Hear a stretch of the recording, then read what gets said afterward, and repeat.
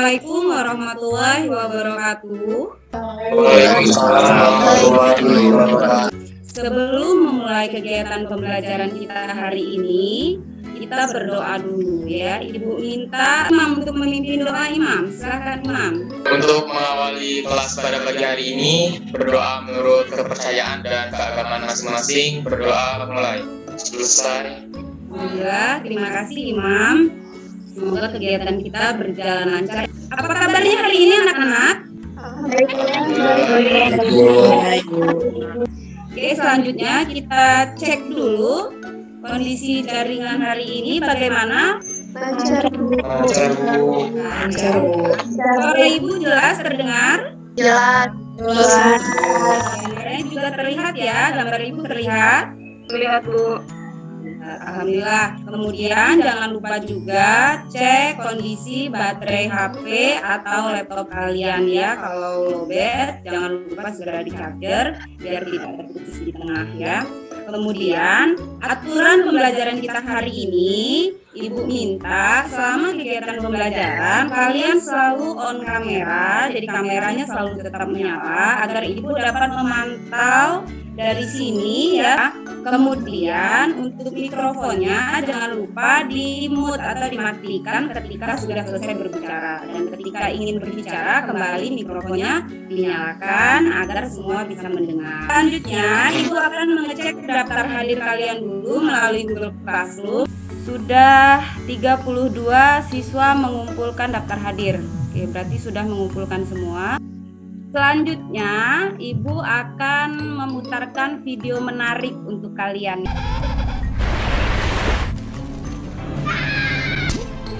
Setelah kalian lihat bersama ya, bahwa pinguin tadi secara bersama-sama mereka tidak jatuh ke air ya ketika ada ikan paus mendekati mereka. Kemudian semut-semut kecil itu tidak terhisap ya. Kemudian kepiting juga tidak bisa dimakan oleh burung itu ya. Kenapa? Karena mereka bekerja sama dengan baik.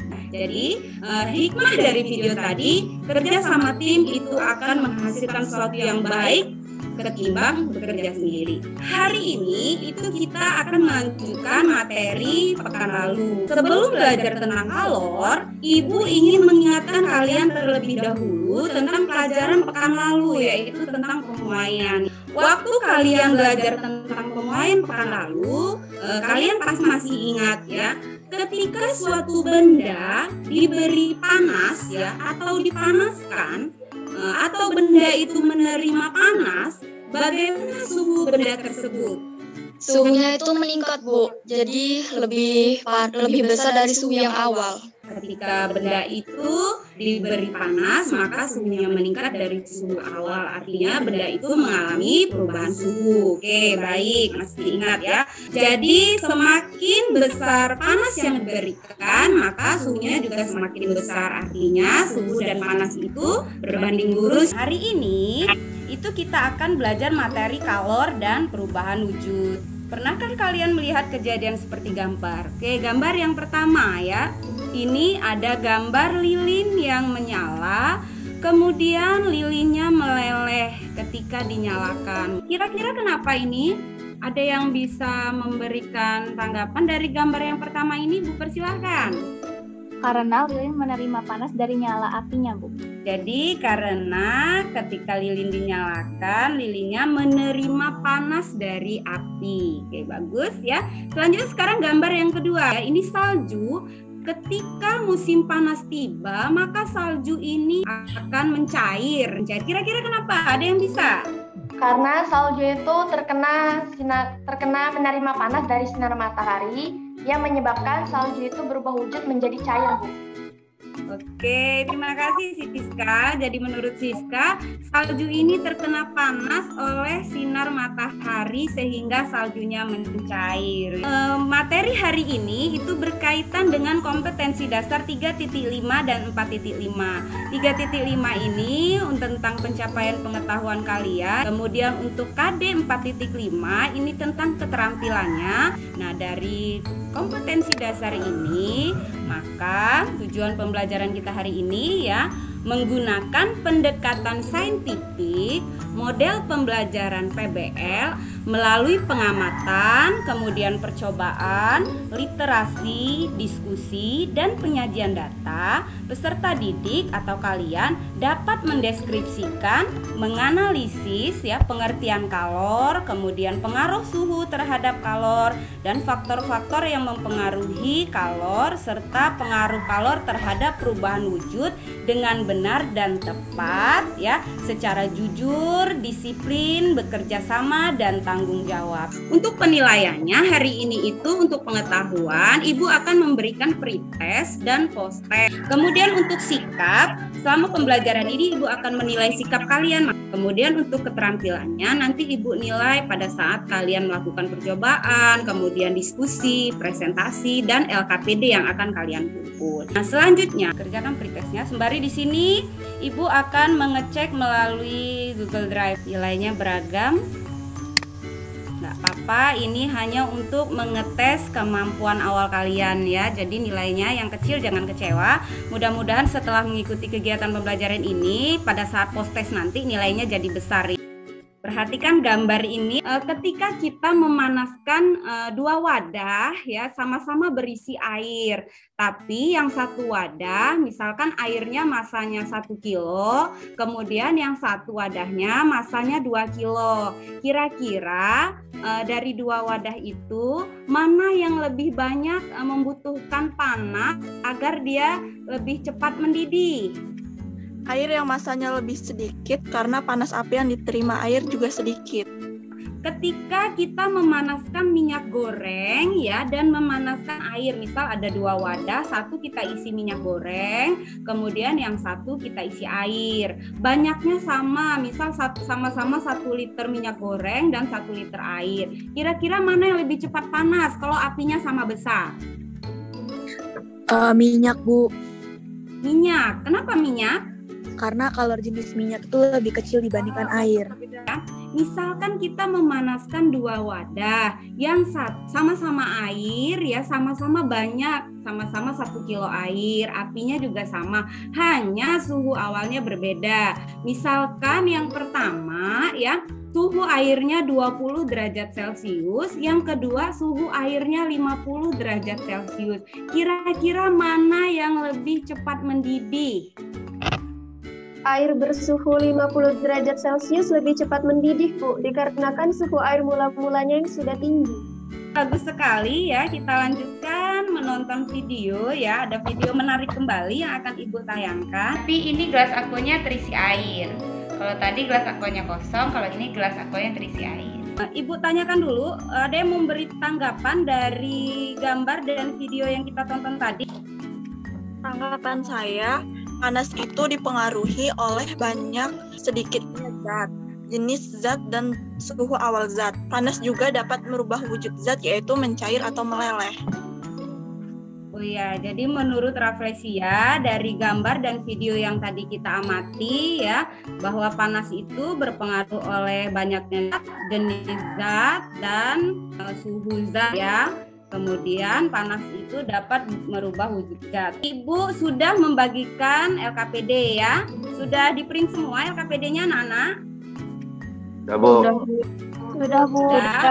Kalian sudah ada kelompok ya. Kalau LKPD-nya sudah di-print, kalian sudah ada kelompoknya. Nanti dalam kelompok masing-masing ya, silahkan coba lakukan percobaan PET simulasi ya, untuk percobaan kalor ya, seperti gambar ini ya. Seperti biasanya kalian Ibu persilakan masuk ke breakout ke kelompoknya masing-masing ya.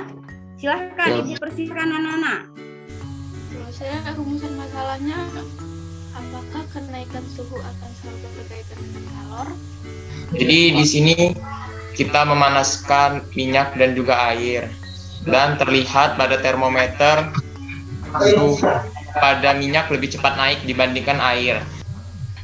Terus kalau yang massa besi sama bata itu kalian apa aja? Oke, sudah semua anak-anak percobaan sama diskusinya? Sudah, Bu. Sudah ya, ya tadi Bu. Oke, selanjutnya kita akan membahas LKPD-nya. Tahu ya, alasan-alasan ini sudah tahu, sudah ditulis di LKPD-nya atau ada kendala anak-anak? Sudah, Bu. Di menganalisis data. Sudah dianalisis datanya atau ada kendala? Ada yang mau ditanyakan ke Ibu? Boleh. Untuk pengertian kalor, faktor-faktor yang mempengaruhi kalor, faktor perubahan suhunya, pengaruh perubahan suhu. Bisa semua ini mengisinya anak-anak? Bisa, Bu. Bisa. Ada kesulitan menarik kesimpulan? Atau perlu Ibu bantu? Bisa, Bu. Bisa ya. Oke, kalau bisa kita lanjutkan ke presentasi ya. Kalian presentasi. Silahkan kelompok siapa yang mau presentasi? Ibu persilahkan. Assalamualaikum warahmatullahi wabarakatuh. Nama saya Azhara Riana Jaya dari kelas 11 MIPA. Saya akan mempresentasikan materi mengenai kalor dan perubahan wujud. Kesimpulan yang dapat diambil dari pernyataan di atas adalah kalor adalah suatu bentuk energi atau panas yang berpindah dari sistem yang suhunya lebih tinggi ke sistem yang suhunya lebih rendah. Persamaan kalor dapat dinyatakan dengan Q sama dengan MC delta T. Faktor-faktor yang mempengaruhi kalor adalah massa, kalor jenis, dan perubahan suhu. Kalor jenis adalah banyaknya kalor yang diserap oleh satu gram zat untuk menaikkan suhu sebesar 1 derajat Celcius yang dapat ditulis dengan persamaan C sama dengan Q per M kali delta T. Perubahan wujud zat dipengaruhi oleh kalor dan dapat berupa es menjadi air atau mencair, air menjadi uap atau menguap. Sekian presentasi dari saya akhiri. Wassalamualaikum warahmatullahi wabarakatuh. Waalaikumsalam warahmatullahi wabarakatuh.